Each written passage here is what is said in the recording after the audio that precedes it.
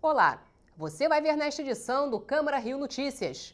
Câmara Municipal discute a autarquização do IPLAN Rio. Nós somos parte da prefeitura e virarmos autarquia é um ganho para toda a prefeitura, para toda a cidade do Rio de Janeiro. Empréstimos consignados crescem mais de 20% em relação ao ano passado. Esse atendimento me proporcionou condições de cumprir esse compromisso. Feito em 2013, termina em 2020, um valor razoavelmente alto, mas que não tinha outra opção. E ritmo acelerado das obras na linha 3 do VLT reforça prazo de conclusão dos trabalhos para o fim deste ano. E a gente começa esta edição falando sobre a busca cada vez maior aos empréstimos consignados. O volume já supera em mais de 20% registrado no mesmo período do ano passado. Um levantamento do Serasa revelou que 34% dos endividados são idosos com mais de 61 anos. Quando o cinto apertou, seu Arcílio só viu uma saída. Eu tinha que recorrer a esse empréstimo, o qual foi atendido em prioridade. E esse atendimento me proporcionou condições de cumprir esse compromisso. Feito em 2013, termina em 2020, um valor razoavelmente alto, mas que não tinha outra opção. O empréstimo consignado é aquele onde as parcelas são descontadas diretamente do salário ou da aposentadoria. Os juros são menores que a média do mercado, mas parte do rendimento fica comprometida antes mesmo do dinheiro bater na conta. O maior risco que nós corremos quando buscamos qualquer empréstimo é não conhecer a situação que estamos hoje, para então sim definir a necessidade de buscar esse empréstimo e onde ele será aplicado, para onde será definido o destino desse empréstimo. Daí você começa então a analisar se você necessariamente está precisando ou se está querendo o empréstimo. Para casos emergenciais, se você não tiver uma reserva, ok, pegue um empréstimo consignado. O crédito consignado é o mais barato de todos os créditos, embora todas as linhas de créditos aqui no Brasil sejam sempre muito elevadas nos seus juros. Foi-se o tempo em que a casa dos avós era aquele lugar que você ia aos domingos comer um bolo gostoso. Hoje em dia, muitos filhos e netos desempregados acabam indo morar na casa dos pais ou dos avós e sendo sustentados por eles. Atualmente, quase 11 milhões de brasileiros dependem da renda de um aposentado para viver. Neste tipo de residência, a taxa de desemprego é 4 vezes maior que a média nacional. Sem dinheiro suficiente para sustentar a família, o aposentado acaba apelando para o empréstimo consignado. É aí que a bola de neve começa a se formar. Com os descontos no salário, os empréstimos vão se tornando mais frequentes e a inadimplência também.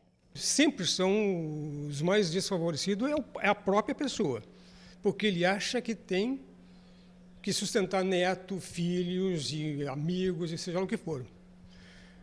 A gente tem bastante conhecimento disso. Então não adianta, ou ele pensa nele, ou então não se aposenta. Que enquanto ele não é aposentado, ele não paga nada para ninguém. No momento que ele se aposenta, tem dinheiro. Então todo mundo recorre a ele, e ele, por sua vez, cede. Então, e aí? Aí ele assina, faz o que tem que fazer, mas ninguém ajuda ele. Algumas pessoas estão buscando o crédito consignado para empréstimos a terceiro. E esse terceiro que não está hoje podendo pagar, possivelmente não terá como pagar, como honrar com essa dívida do crédito consignado, que virá sempre, todo mês, na sua conta, uma vez que ele é diretamente do teu salário. Por isso até que a taxa é mais baixa, pela segurança que o banco tem de que irá receber por esse empréstimo, esse crédito consignado. Segundo o Banco Central, hoje em dia, mais de 20% da renda das famílias brasileiras é usada só para pagar as parcelas de suas dívidas. E um levantamento do Serasa mostra que 34% dos endividados são idosos com mais de 61 anos. O número de empréstimos consignados feitos por aposentados do INSS cresceu nos últimos 5 meses deste ano em comparação ao mesmo período do ano passado. Foram mais de 30 milhões de novos contratos, contra 26 milhões em 2017. O consultor financeiro aconselha, antes de recorrer ao empréstimo consignado, refaça suas contas. Hoje pode ser que ele esteja com alguns excessos em algumas contas e ele foi buscar um crédito consignado por não conhecer no detalhe todas as suas despesas.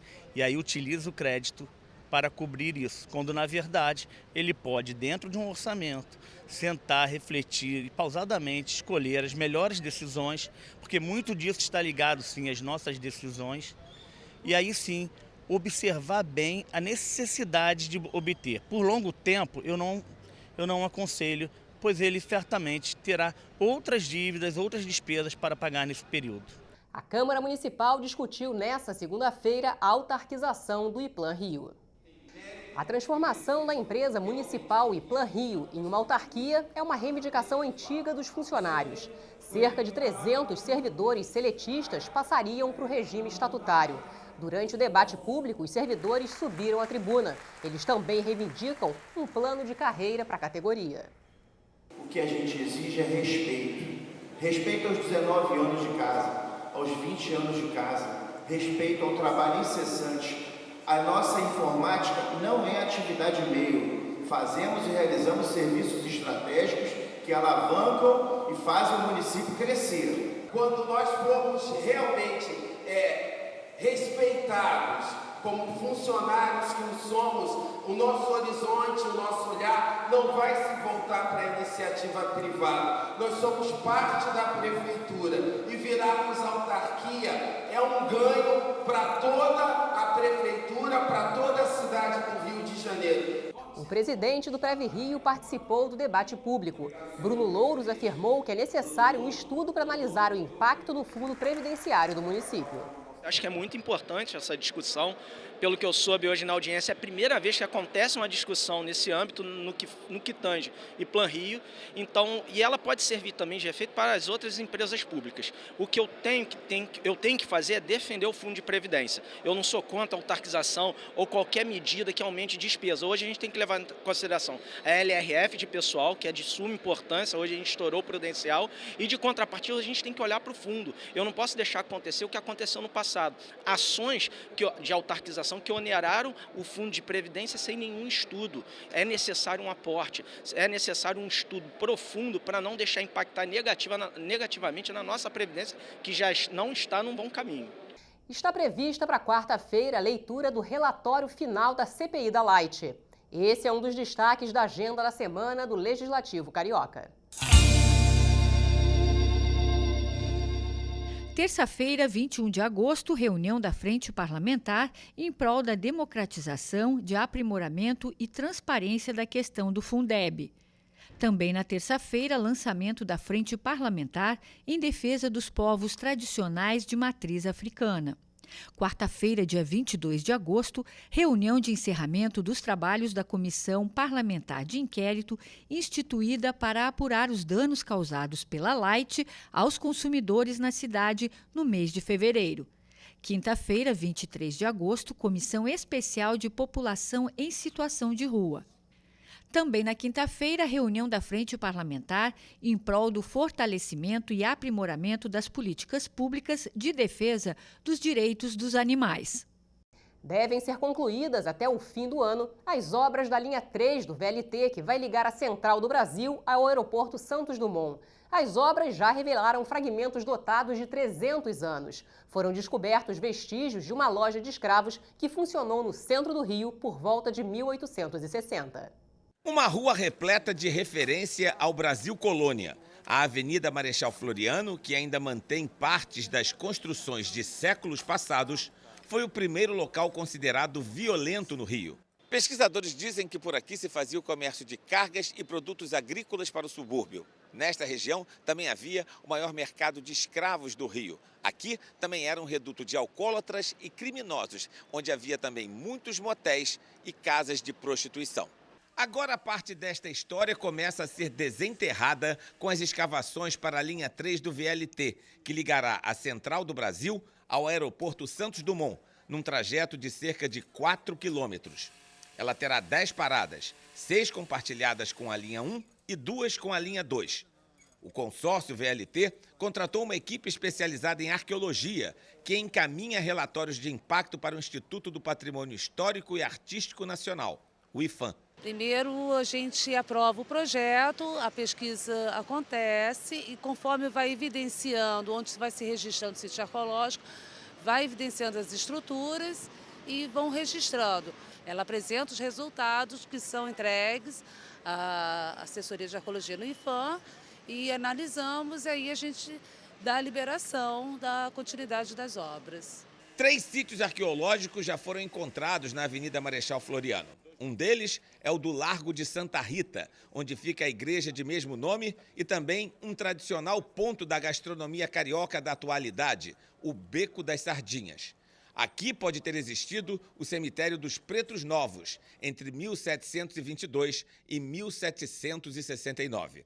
A equipe de arqueólogos encontrou nas escavações os alicerces de uma antiga loja de escravos que funcionou entre 1860 e 1874.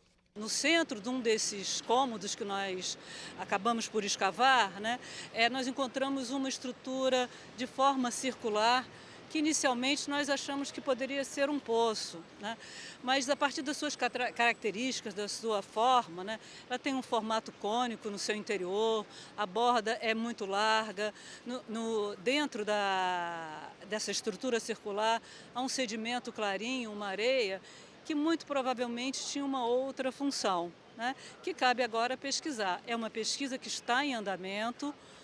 Nós estamos fazendo os primeiros levantamentos, as escavações arqueológicas, depois tem toda uma parte de análise desses materiais, das plantas que nós produzimos, e todo esse trabalho é acompanhado de perto pelo IPHAN. Os pontos de interesse estão sendo revestidos com uma manta para facilitar o trabalho.